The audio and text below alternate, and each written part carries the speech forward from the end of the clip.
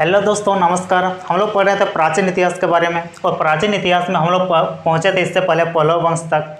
तो हमने जो बताया था, जो स्टूडेंट्स नहीं देखे हैं अभी तक हमारे प्राचीन इतिहास के जितने भी वीडियो सभी को अगर नहीं देखें तो हम आपको बता दें कि हमारा प्लेलिस्ट बना हुआ है हिस्ट्री जीएस लेक्चर करके, सारी के सारी वीडियो आपको मिल जाएगा। हमने जो है हसीना मासुकसा के नाम से एक ट्रिक बताया था।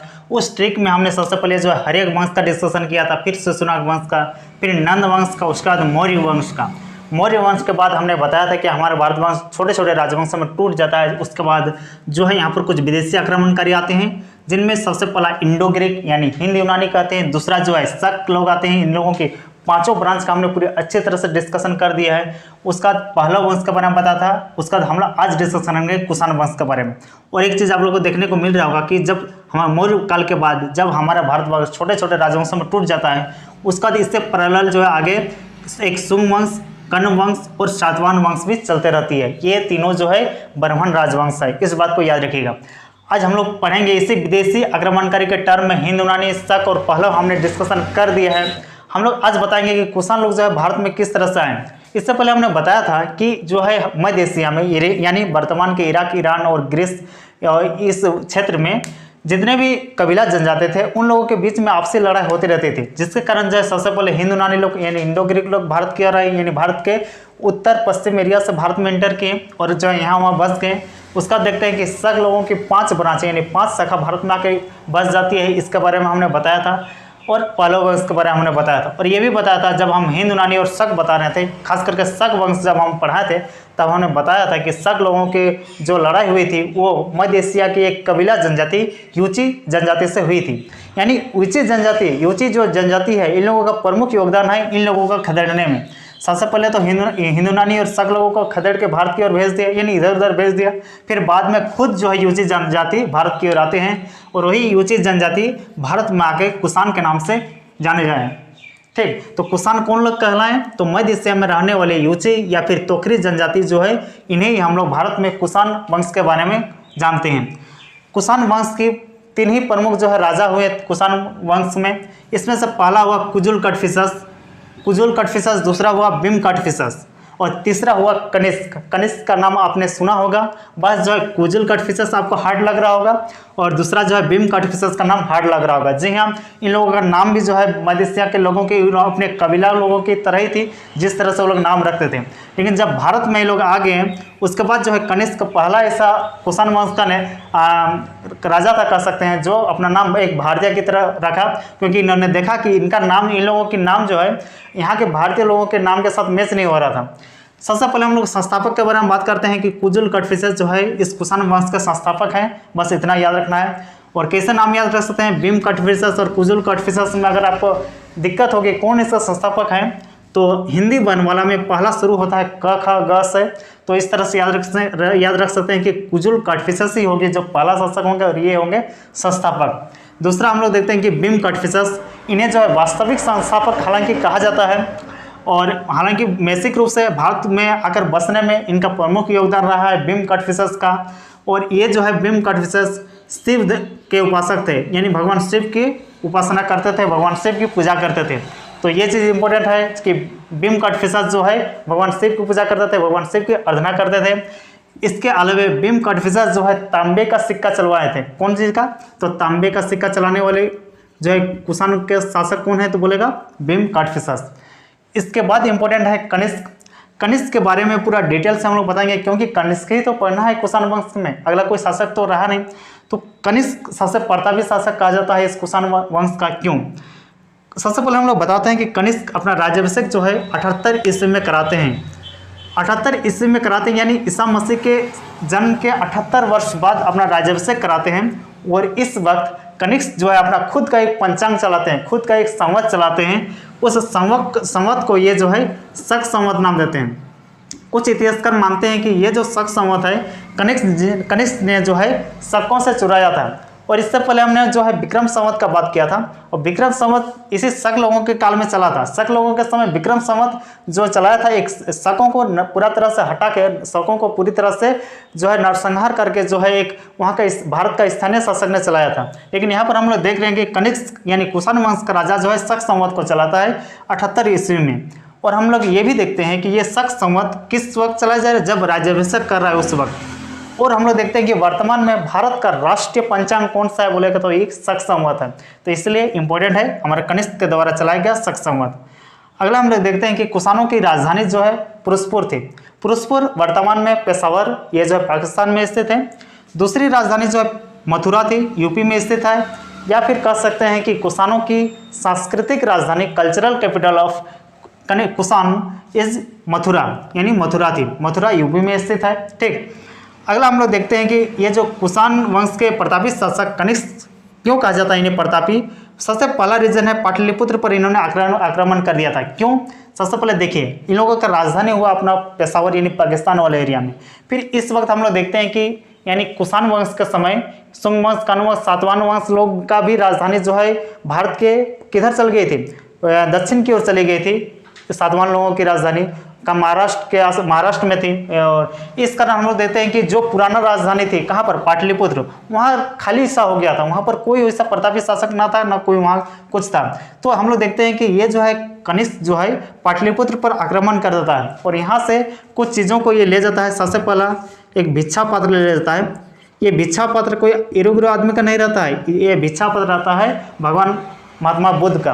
तो जिससे जो है महात्मा बुद्ध भीख मांगते थे, उस भिक्षा पत्र को अपने साथ ले गया। और दूसरा ले गया था अपने साथ एक दार्शनिक को जिनका नाम था अश्वघोष। अश्वघोष बाद में जो है कुषाण के दरबार का एक राजकवि भी कहलाया। तो अश्वघोष को यहाँ पाटलिपुत्र से यानी पटना से कहाँ ले गए, अपने राजधानी पेशावर में ले गए। कौन? कनिष्क। तो ये दो चीज़ पाटलिपुत्र पर आक्रमण करके ले गए थे। अगला हम लोग देखते हैं कि प्रमुख जो है कनिष्क के द्वारा किया गया था 102 ईस्वी में, यानी कुछ पुस्तक में यह भी लिखा रहता है कि पहली सदी या फिर एग्जैक्ट अगर आपको ईयर जानना हो तो 102 ईस्वी में चौथी बौद्ध संगीति किसने कराया था, तो कनिष्क ने कराया था। ठीक, कहाँ करवाया था, तो कश्मीर के कुंडलवन में कराया था। याद रखिएगा, इनका राजधानी जो है कहाँ पर है, पेशावर की ओर है। तो इन लोगों का सामने हो जाता है कश्मीर। तो कश्मीर के कुंडलवन में चौथी बौद्ध संगीति करवाए थे। इसके कहा जाएगा कि इसके अध्यक्ष कौन थे, तो अध्यक्ष थे, हमने जो है ट्रिक का एक वीडियो बता दिया था कि जितने भी बौद्ध संगीति है बौद्ध धर्म से रिलेटेड, उनका वीडियो हमने अपलोड कर दिया, आप जाकर देख सकते हैं। इसके अलावा हम बताएंगे कि इसमें जो अध्यक्षता किए थे वो वसुमित्र ने किया था इसकी अध्यक्षता। और ये जो कश्मीर के कुंडलवन में 102 ईस्वी में हुई थी, यानी पहली सदी में हुई थी, जिसमें राजा थे कनिष्क। तो इतना इंपॉर्टेंट है। और जो है इसी चौथी बौद्ध संगीति में हम लोग देखते हैं कि बौद्ध धर्म जो है 2 शाखाओं में बढ़ जाती है। कितने शाखाओं में? 2 शाखाओं में बढ़ जाती है। एक कहलाता है हीनयान, एक शाखा कहलाती है हीनयान और दूसरा शाखा कहलाती है महायान। अब हीनयान और महायान क्या है? जो बौद्ध धर्म में जो कहा गया था पहले, उसमें कोई फेरबदल नहीं करना चाहते थे हीनयान वाले लोग। ठीक, और महायान वाले लोग चाहते थे कि अभी जो है बौद्ध धर्म के प्रचार या भगवान बुद्ध के गए हुए जो है 400 साल 500 साल हो गया, इनमें कुछ समय के साथ परिवर्तन होना चाहिए। इसी के अनुरूप देखा गया कि महायान शाखा वाले लोग जो है मांस मछली भी खाना शुरू कर दिए। तो हम लोग देख सकते हैं कि ये जो है महायान शाखा वाले परिवर्तन वाले थे, जबकि हीनयान वाले जो है अपरिवर्तन वाले थे। ये लोग चाहते थे कि जो चला रहा है उसी रूप में रहना चाहिए बौद्ध धर्म। तो अब कहा जाएगा कि ये कनिष्क जो है बौद्ध के किस संप्रदाय को मानते थे, तो महायान शाखा को मानने वाले थे। कौन? कनिष्क। यानी जो ये मीट मछली सब खाते थे, कह सकते हैं।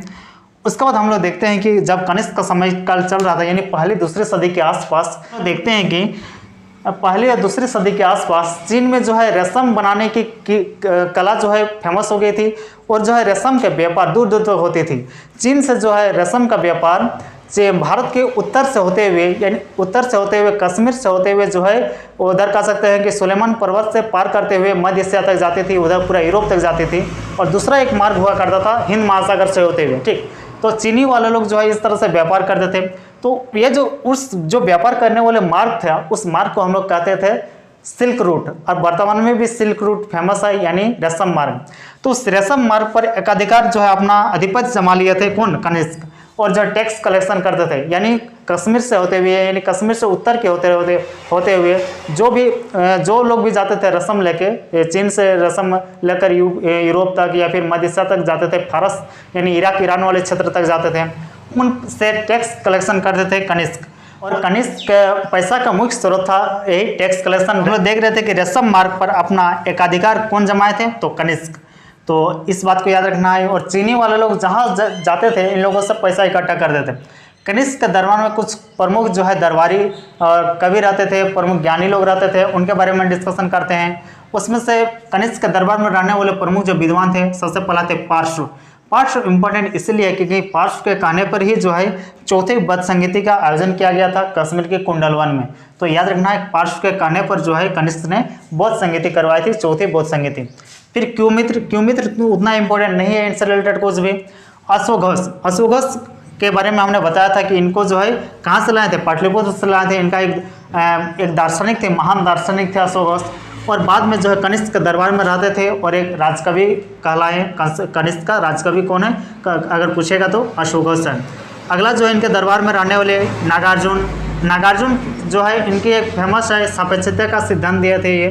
तो नागार्जुन से रिलेटेड याद रखना है कि सापेक्षता का सिद्धांत कौन दिए थे, तो नागार्जुन। इसके अलावा शून्यवाद, बौद्ध धर्म का जो शून्यवाद है यानी एक भगवान को जो है मानने वाले, उनमें से भी नागार्जुन का नाम प्रमुख आता है। फिर हम लोग देखते हैं कि अगला विद्वान का नाम चरक। और चरक जो है चरक संहिता का जो है प्रतिपादन किए थे, यानी चरक संहिता को लिखने वाले कौन थे, तो चरक थे।